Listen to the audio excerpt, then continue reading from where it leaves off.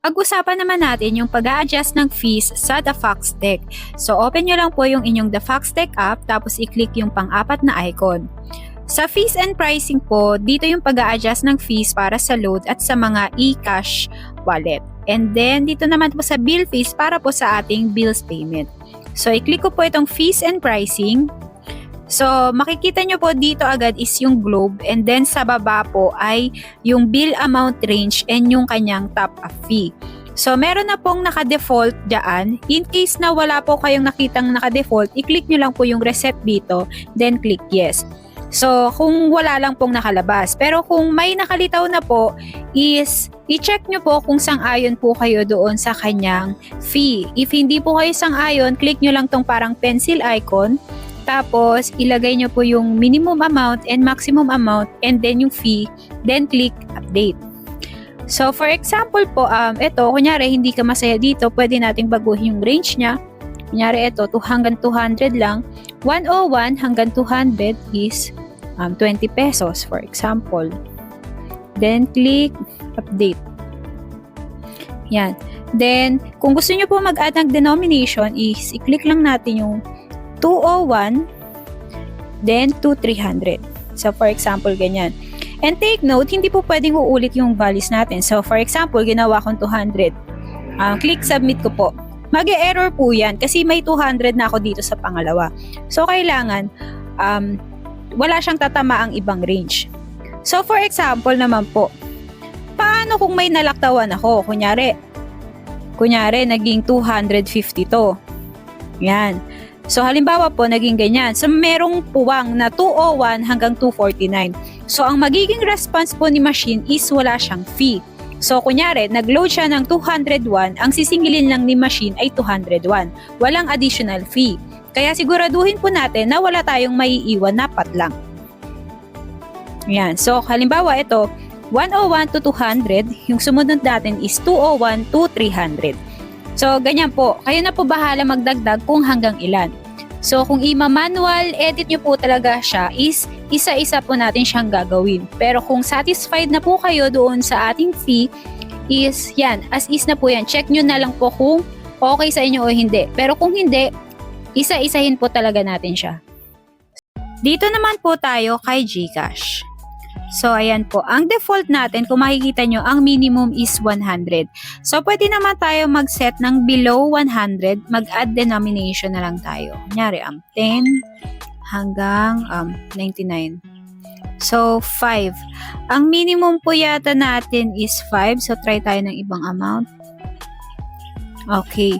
So, hindi pwede. So, try natin. Ang minimum natin is 5. Yan. So, ang minimum charge natin is 5. So, take note na merong 2 pesos charge si The Foxtech every transaction ng cash in natin. So, ang mangyayari po dito is sa 5 pesos po, 2 pesos kay The Fox, 3 pesos sa inyo. Kaya ina-advise po talaga namin, ang minimum top up talaga is 7, itong 7 pesos. Pero kung halimbawa may gustong below 100, pwede nyo naman po siyang idagdag. Tapos ito, 501. Yan, check nyo po kung okay yan sa inyo or gusto nyo i-adjust.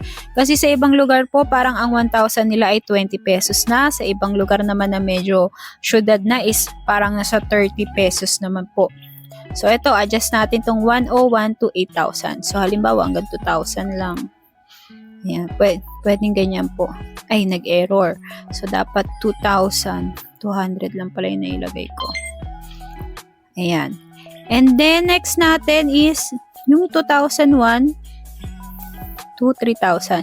So, tulad nung sa load kanina, ganun din po. So, wag kayong mag-iiwan ng may patlang. Kasi yung may magiging patlang po ay wala siyang fee na idadagdag. And then, hindi rin po pwedeng maulit yung range kasi hindi po siya mag-a-add dahil may tinamaan na siyang range. So, ganun din po yung sa Maya. Yan. So, kayo pong bahala yung pag-a-adjust ng fee. Kayo na po ang bahalang mag-set. Punta naman tayo sa bills payment. So, sa bills payment naman po is ito. Ayan. So, kung iisipin nyo, napakarami talaga ng mga billers. So, ang ina-advise ko po is piliin nyo lang po yung applicable sa lugar nyo. So, for example, ano ba yung mga madalas sa atin? Mga Maynilad, pero sa iba, prime water naman. 'Di ba? Meron din tayong parang Davao. Siguro yung mga Davao, applicable sa kanila yung Davao. Pero kung nasa Luzon ka, wala rin, 'di ba? So, kung ano yung applicable sa area nyo, yun yung gamitin nyo. Yun yung madalas na i-edit nyo ang fee. So, halimbawa sa amin, mga common yan, PLDT, Converge, Globe, Home Credit, Maynilad, ano pa ba? Yung mga home credit, yan. So, yun na lang yung mga pipiliin kong i-edit.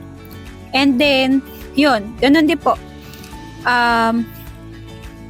Initially, wala talagang nakalitaw dito. So, blanco lang yan. Ang default service fee po natin dito is 12 pesos. And then, yung default amount po, o yung default fee is 10 pesos. So, parang kunyari, 1,000 yung bayad ni client. So, 1,000 plus 12 plus 10.